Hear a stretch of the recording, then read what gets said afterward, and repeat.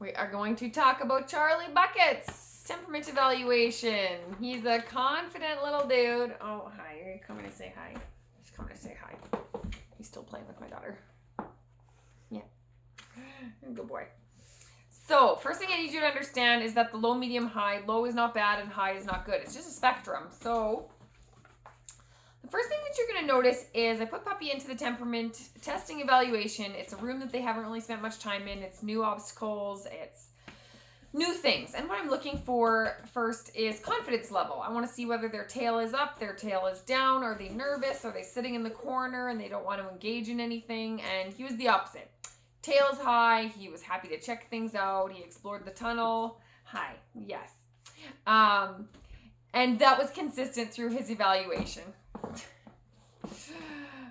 He's here for a belly rub. So confidence, I gave him a high. Nothing seemed to faze him. He was up for anything. The next thing you notice is we're looking for assertiveness. So I get into the testing area and I'm watching for how he approaches me. Does he kind of crawl his way over, or does he like dive into my lap and he's trying to get to my face for kisses as fast as possible? And it was the latter. He definitely was looking for kisses, trying to get affection as quickly as possible. Right up into your face. Motivation level. So what we're looking for here is trainability, workability. How badly does he want to please his people? And he was definitely up for trying any task that I asked. He would follow me around, looking for attention. He would bring a toy back and be like, okay, what's next? And so these dogs, I think all the puppies are going to be easy to train in that regard, but sometimes a dog with low workability, it needs a little bit more motivation and kind of like, well, do you have a treat? Do you have a toy? What's in it for me? Whereas a puppy with a high workability, they just aim to please. They want to know what they can do to make your day better. Nerve strength, resiliency. So this is their ability to handle stress. How did they handle a new situation? How did they handle new obstacles? I saw no signs of stress. There was no yawning. There was no lip smacking. There was no like sitting with whale eyes and seeing all the whites and he's just kind of like shell shocked. I didn't see any of that. He just took everything with stride. Nothing kind of veered him off course and he tried everything. Touch tolerance. So I scored him a medium. When we say tolerance, we're looking, it's not how much they enjoy it necessarily, but how tolerant they were. I could have given him a high. He put up with me very well through the puppy massage. The only thing was when I go to like turn him on his back, you can kind of see that he doesn't necessarily melt into it. You can see that his legs are a little bit splayed and he's kind of like, yeah, this isn't my favorite.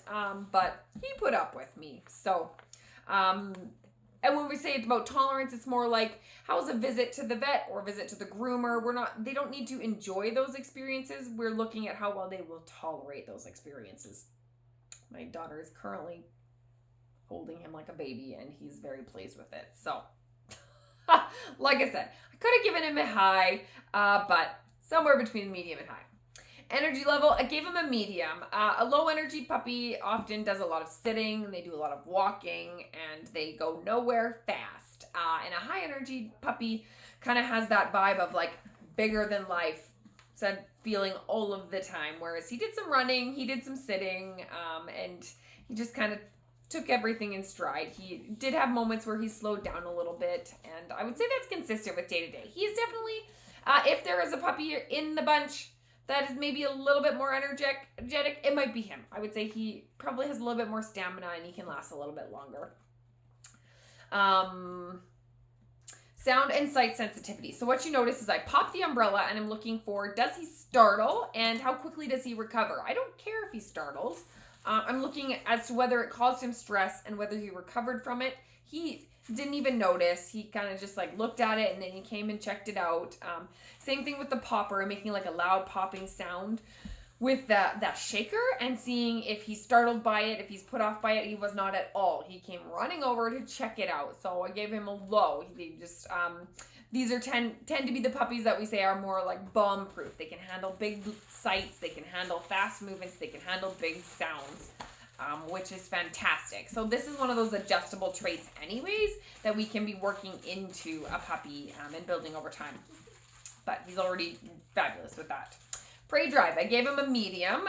He wanted to play with the toys at times, and then other times he was okay to play on his own. He wasn't super intense about it, so I think he'll enjoy a good game of tug, or he'll be able to be distractible with toys. But I don't think it's going to be so intense that it's going to be a hard trait to handle once you get through that puppy stage if you have kids running through the home or other pets. Human focus. I did give him a high because he did keep checking in. And right at the beginning, the first thing you notice is he runs into the testing area. He goes over to my potty pad. He goes potty. And then he comes running looking for affection. He's like, did I do a good job? Did I do a good job? He did tend to check in quite a bit. You see that he follows me around really well. So that kind of plays into his human focusedness as well as his workability. He was looking for his people very often, and I would say that's consistent from what we see in day-to-day life with him as well. Tenderheartedness, you see that I kind of roll on the floor and I pretend to have a tantrum and that I'm so sad, and he was very worried about me, and he just kind of sat on my face and he didn't really leave my side, and he was like, are we good? Are we good? So often with the tender-hearted puppy, these are the dogs that you hear about, that the owner was sick in bed and the dog didn't leave their side for a week. It's a tender-hearted puppy that often fills that role. But on the flip side, if there are big emotions in the house or a lot of anxiety, or a lot of depression, people often, they gravitate towards a tender-hearted puppy, but the tender-hearted puppy often then takes on those emotions and it's hard for them to handle. So in those instances, it's almost better to have a puppy that is like moderately or less tender-hearted so that they don't feel responsible and try to fix everything. Otherwise, you then end up with a dog that has anxiety as well. So, dog friendliness. I gave him a neutral. I could have given him an assertive. What we're looking for is kind of how they approach a dog. He kept checking back with the dog, but as an assertive dog, really kind of just like dives for the face or dives for the bum like right away. Whereas a submissive puppy kind of rolls on their back and is like, okay, I'll be your buddy. It doesn't mean that they don't want to be with dogs. It's more in how they approach dogs. And he was kind of neutral. He did kind of check back in. So I do actually think that if he had a dog-friendly home, he would be happy to play. He is usually one that's kind of in with the wrestling.